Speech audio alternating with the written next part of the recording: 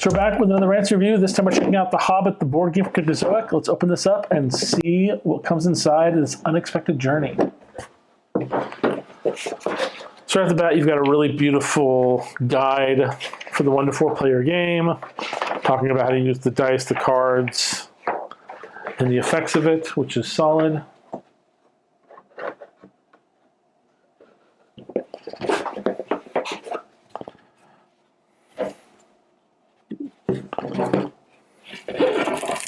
Then you have your resource board,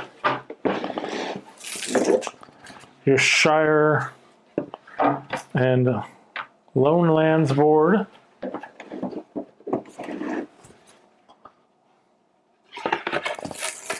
as well as your Misty Mountains, Goblins, and Warg board, which is your board 2.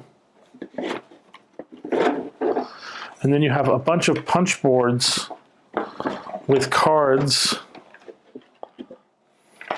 to pull out for the game.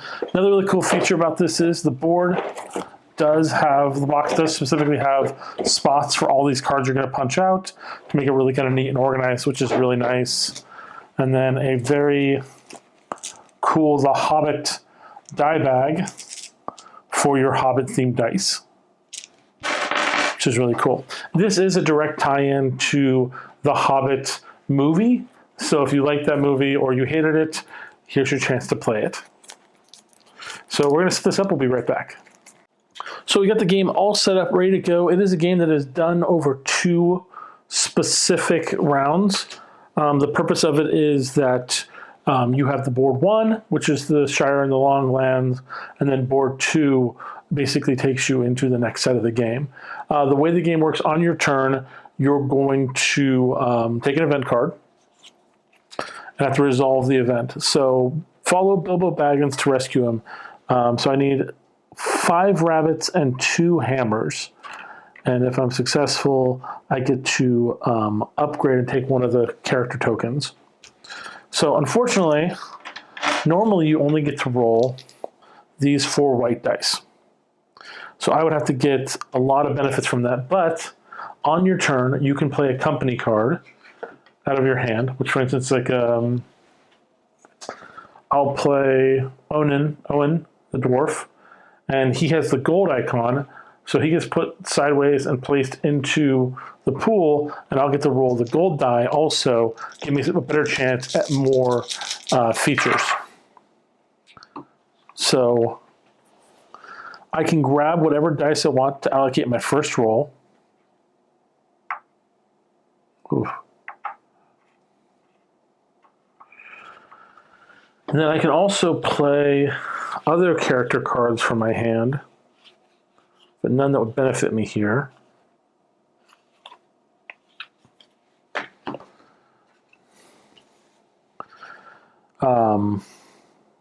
So I definitely want the 2 axes, and then I'm going to get the reroll. You only get 1 free reroll to see if I get more rabbits. Unfortunately, I didn't get enough rabbits. At least not for the card. So it upgrades Follow Bilbo Baggins to the rescue. And so it basically takes it from being just 5 rabbits to being 5 rabbits and 2 hammers. Now I can still try to clear off the board with what I currently have if I'm successful. So I have the 3 rabbits here. I can play that. And I can play the 3 hammers for the treasure. So you have to place a quill over every quest that's completed, and then you can claim the resources of the troll treasure. The troll treasure counts as 2 victory points, but I can spend the troll treasure to gain 2 characters off the board.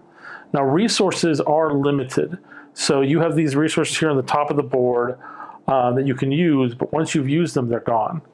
Same thing with your company cards you're using. You can use these, but once you use them, they're gone until you find a card that allows you to take them back and add them to your hand.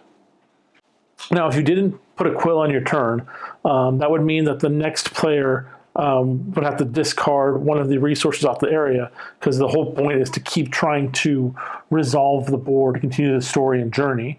And things will just keep being added to the board if you're not successful. So the next player would get this card, which is the troll captures the dwarves. It's an instant card, immediately takes effect. And this effect here basically means you can't play any company cards on this turn. So it doesn't add anything to the board, but they're just limited to resources and die rolls.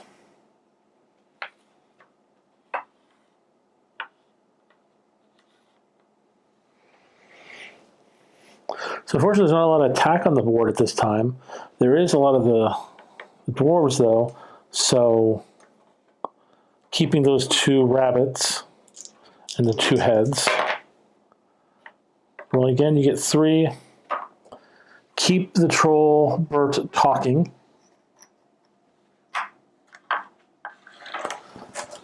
That's their turn.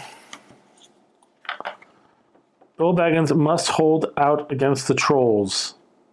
Now this one says I have to basically place down 3 axes on this card to resolve it before the end of my turn, or I will lose the leftmost resource on the board.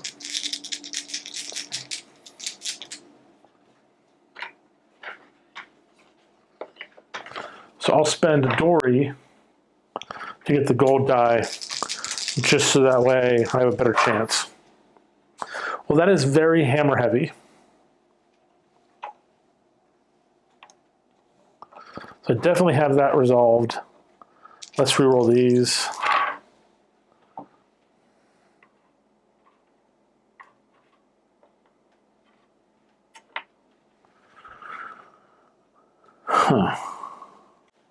I'm going to spend the map to Erebor and my resources to get 2 additional dwarves onto that one, therefore resolving keep the troll Tom talking. This one here was resolved, and so far we're making good progress. We've resolved 3 out of, what, 9? 9 of the things. Go to the next player again. Event first. The trolls start cooking the dwarves. Lose a die instant.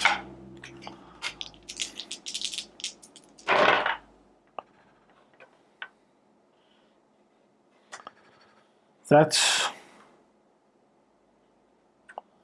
just bad all around. Keep that. Roll these. So he's going to play Bofer to gain an extra reroll.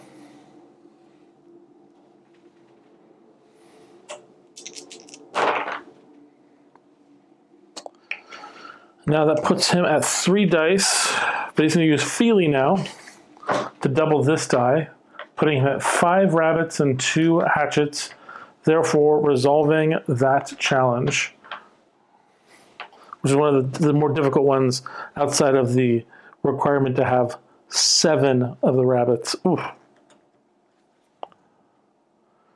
Bobo must prove himself a burglar. Instant.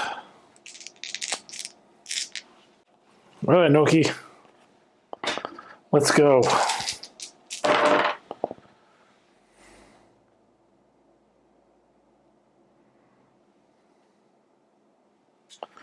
feel like there's more that can be done.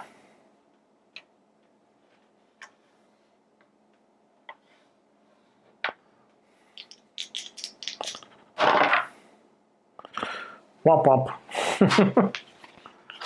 So we're going to use Bofer for a reroll.